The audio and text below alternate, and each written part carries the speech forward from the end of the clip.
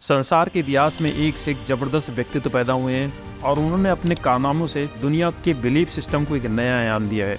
आज मैं ऐसे ही एक व्यक्तित्व के बारे में आपको बताने जा रहा हूँ जिसकी उपलब्धियों को सुनकर आप दांतों के तले उंगली दबा लेंगे कि कोई व्यक्ति इतना कुछ एक छोटी सी लाइफ में कैसे कर सकता है। अब मैं आपसे पूछना चाहता हूँ, क्या ये पिक्चर जो आप देख रहे हैं क्या आप इनको जानते हैं?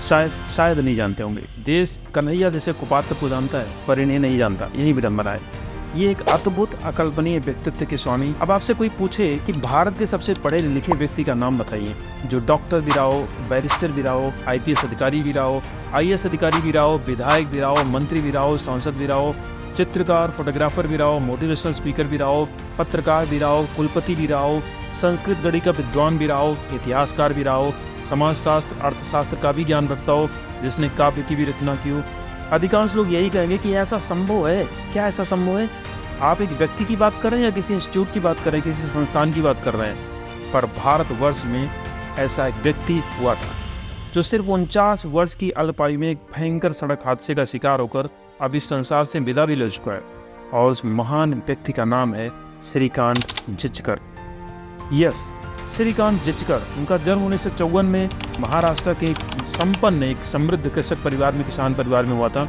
वह भारत के सर्वाधिक पढ़े लिखे व्यक्ति थे जो Guinness book of world record में दर्ज है। श्रीकांत जी ने 20 से अधिक डिग्रियां हासिल की थी, कुछ रेगुलर व कुछ पत्राचार के माध्यम से, वो भी फर्स्ट क्लास, गोल्ड मेडलिस्ट। कुछ डिग्रियां तो उच्च शिक्षा में नियम ना होने के कारण उन्हें नहीं मिल पाई, जबकि इम्तहान उन्होंने दे दिया था।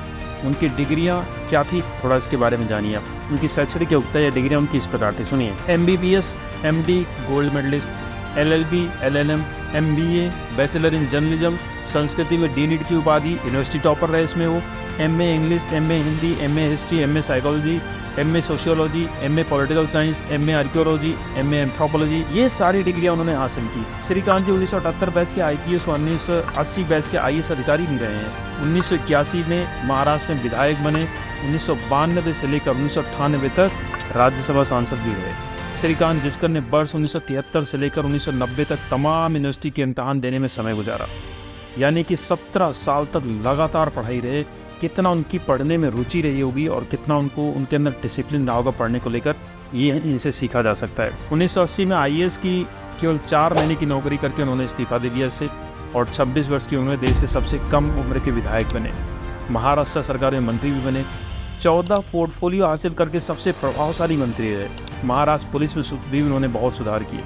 1992 से लेकर 1998 तक बतौर राज्यसभा सांसद संसद की बहुत सी समितियों के सदस्य भी रहे, वहाँ भी महत्वपूर्ण कार्य उन्होंने किया।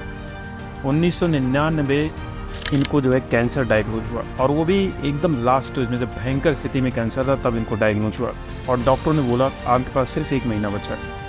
तो अस्पताल में ये मृत्यु शैया पर पड़े हुए थे, लेकिन आध्यात्मिक विचारों के धनी श्रीकांत जिचकर जी ने आस नहीं छोड़ी। उसी दौरान कोई सन्यासी अस्पताल में आया, उसने उन्हें ढाढ़स बताया, संस्कृत भाषा शास्त्रों का अध्ययन करने के लिए प्रेरित किया, और बोला अभी तुम मर नहीं सकते, अभी तुम्हें बहुत काम करना है। और चमत्कारिक तौर पर मिरेकुलसली श्रीकांत जिचकर पूर्ण स्वस्थ हो गए। कैंसर की लास्ट स्टेज से निकल के पूर्ण स्वस्थ हो गए। तो यहाँ पर ये भी सीखने वाला कि आपका बिलीफ सिस्टम क्या कर सकता है। एक सन्यासी ने उनके बिलीफ सिस्टम को नया आयाम दे दिया कि तुम अभी मर सकते ही नहीं, और उसको उन्होंने शायद उनके सबकॉन्शियस माइंड ने ले लिया उसको, और वो पूर्ण स्वस्थ हो गए। वहाँ से स्वस्थ होते ही राजनीति से संन्यास लेकर संस्कृत में D.Litt की उपाधि अर्जित की। वे कहा करते थे, संस्कृत भाषा के अध्ययन के बाद मेरा जीवन ही परिवर्तित हो गया, मेरी ज्ञान पिपासा अब पूर्ण हुई है। पुणे में संदीपनी स्कूल की स्थापना की, नागपुर में कालिदास संस्कृत विश्वविद्यालय की स्थापना की, जिसके पहले कुलपति भी वो बने। उनका पुस्तकालय किसी निजी व्यक्ति का सबसे बड़ा पुस्तकालय था, जिनमें 52,000 पुस्तकें थी लगभग। इससे ये समझा जा सकता है कि उनकी पढ़ने में कितनी रुचि थी। उनका एक ही सपना बन गया था, एक ही पर्पज, एक ही उद्देश्य उनकी ज़िंदगी का बन गया था कि भारत के प्रत्येक घर में कम से कम एक संस्कृत भाषा का विद्वान हो, तथा कोई भी परिवार मधुमेह जैसी किसी जीवन शैली से जुड़ी बीमारियों का शिकार न हो। 2 जून 2004 को नागपुर से 60 किलोमीटर दूर महाराष्ट्र में भयंकर सड़क हादसे में श्रीकांत जिचकर जी का देहांत हो गया। संस्कृत भाषा के प्रचार प्रसार व होलिस्टिक हेल्थ को लेकर उनका कार्य अधूरा ही रह गया। ऐसे शिक्षक, चिकित्सक, विधि विशेषज्ञ, प्रशासक व राजनेता के मिश्रित व्यक्तित्व को सत नमन है। ये वीडियो मेरी तरफ से श्रीकांत जिचकर को एक विनम्र श्रद्धांजलि है। अगर आपको श्रीकांत जिचकर जी की ये स्टोरी इंस्पायरिंग लगी हो, मोटिवेटिंग लगी हो, प्रेरणादायक लगी हो, अगर इससे आपने कुछ सीखा हो कि आप भी अपनी लाइफ में कुछ बहुत बड़ा कर सकते हो, अगर आपको मेरा प्रयास आपको सार्थक लगा हो तो प्लीज़ वीडियो को लाइक कर दीजिए।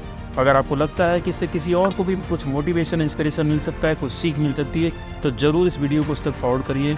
अगर आपने चैनल को सब्सक्राइब नहीं किया हो तो प्लीज़ चैनल को सब्सक्राइब कर लीजिए। Thank you so much for watching this video. Until next time, जय हिंद, जय भारत।